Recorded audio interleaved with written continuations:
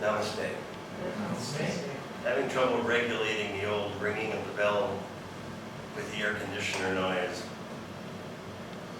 So it's funny when you look back over your life and discover that some of the people who were your mentors were the people who it would seem were least likely to be your mentor. You know, on the surface you would have thought, well, this person is so different from me or comes from such a different perspective than I do that I can't imagine that they'd be my mentor. And yet, I recognize now that one of my mentors, both in writing and even more horrifically in theological and spiritual thought, was my theology advisor at Wisconsin Lutheran College, Mark Braun. And one of the little sayings he had that has stuck with me is, that is a distinction without a difference. And so you might say, well, there's a difference between pink and a rather quite light red.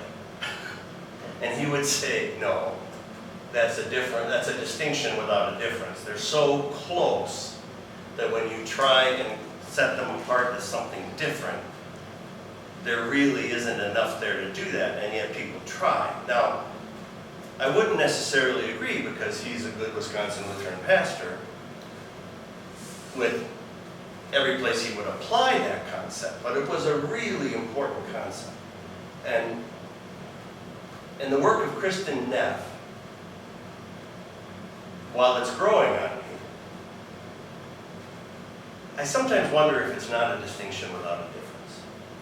She is a PhD researcher, I think at Vanderbilt or somewhere like that, somewhere around Tennessee, and has come up with this idea of self-compassion.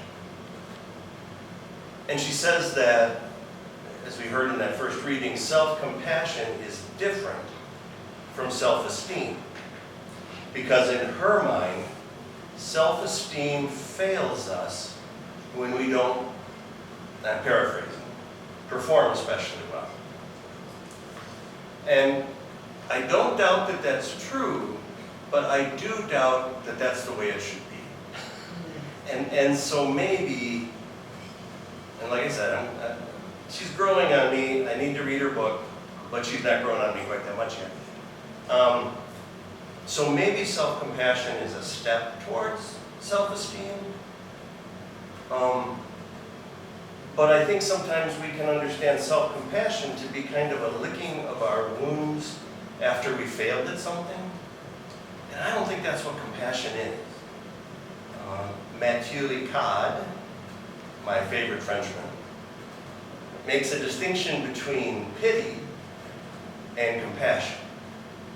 And he says, if you're flying in an airplane over the ocean, obviously not really high, and you look down and you notice that there's some people in a life raft, you can't really do anything for them because you're in an airplane. So all you're really left with is pity. Oh, that's too bad, they're in that fix that they're in. I wish I could do something about it, but I'm here in this airplane and jumping out of the door probably isn't a really good idea and wouldn't leave me in any state that I could really help them. On the other hand, he says, if you're riding in a boat and you come near some people in a life raft, well then pity isn't really an appropriate response because there is something you can do. And there's part of you that will say, if I were in a life raft and somebody came by in a boat, I would really like them to help me. And so you say, I think I'll help them. Now they make another distinction between compassion and empathy. And he says that when we Westerners talk about compassion fatigue, which leads to burnout, the problem is we're not really feeling compassion. That we're in a place where we're so identified with the feeling of the other person that we're internalizing it. That it's an empathy. It's a being in their place, and that will lead to burnout. but true compassion, which says, there's something I can do here, I'm going to do it, but I'm also going to recognize that, to a certain extent, the situation they're in isn't mine. And that may be that little distance what allows me to help them. And I mention all that because you come to Jesus, who I believe was an introvert. And you might say, how could somebody that traveled all around preaching and teaching be an introvert? And the answer is that we're coming to see that that really introvert and extrovert is about where you refuel, where you recharge. So what happens when I get tired? And not physically tired, but just kind of emotionally. Do I want to go to a party and be around just as many people as possible? Do I want to go to Summerfest on the 3rd of July so I can see the fireworks and be carried along, still moving with my feet up in the air because there's so many people? And does that make me go, I never felt more alive? Or, and there's some people, I see all these shocked looks, this would be a room full of introverts, or nearly full of introverts. You want to go to Summerfest? No, it's not like that. No? Well, that would be like the pinnacle of extroverts. You'd like to go to a party, so you are somewhat extrovert. Introverts say, I hate people. At that moment, when a tired introvert say, I don't care if I see another person as long as I live. I want to be somewhere quiet. I want to be alone. I want to renew. My daughter says, peopled out. Peopled out, that's right. Very good. I like that. Yeah. Or as I said to my orthopedic surgeon in his office once, people are jerks. You know this. Now,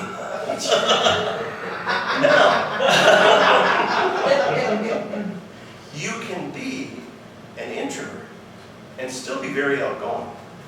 It's just that when you've had enough, you want to go away. And you notice, what does Jesus repeatedly do? He goes away to a lonely place by himself to pray. And what do people do? They chase him. Which brings us to this relationship truth that I tell every couple I work with. And I use the terms internal and external processing. I say to them, one of you is an external processor. When you have a decision to make, or you've had an argument, or there's a big choice in front of you, do I buy this car or that car? Do I take the job offer or not? The external processor wants to talk it through. These are the people you see in the grocery store, all by themselves, going, should I get the peas or the corn? This is me. Now that's different from the person at the bus stop who's going, I told you not to talk to me like that. Shut up. No, don't tell me what to do. And there's just them. That's another story altogether.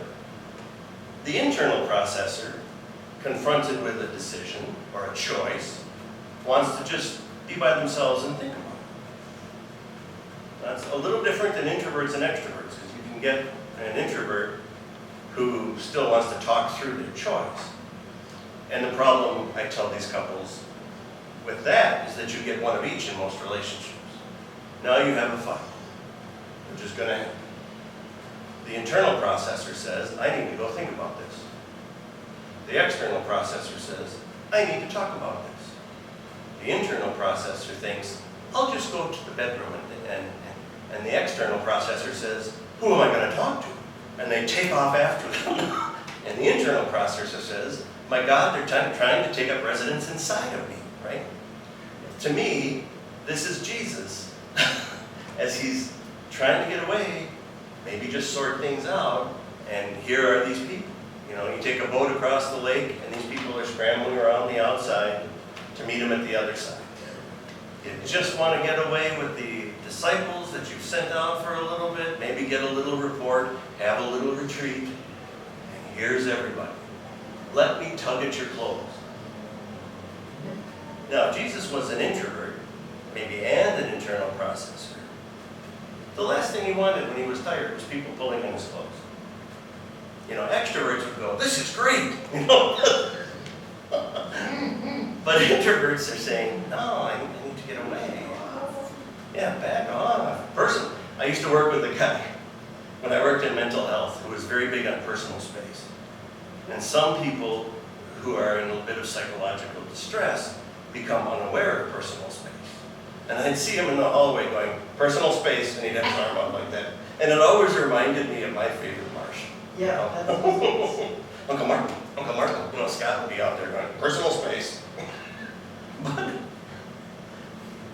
so, this all becomes important to us when we get run down.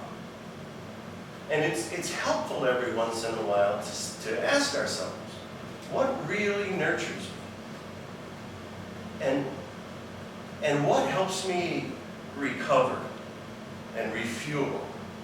And that becomes especially true for those of us who find ourselves in a place, maybe even just temporarily, where somebody we care about is sick, and so we're trying to help. And maybe there's demands at work, or maybe we just work in a helping profession. And really, everybody here in this room does things that are involved in their professional life, with helping other people, with getting them what they need to function at a better level. You know, I don't want to make too high a claim. You know, there's only so much you can do for somebody else. And that's part of that too. When do you say, I've done all I can? Back in, this would have been probably the late 80s, I decided I was going to change the brakes on my car. And I wasn't aware that the lug nuts had become rusted onto the wheel. And there's only two things I know about that I can think of from physics. One is inertia, and the other is a lever, or a lever, as they say in England. Jog. So,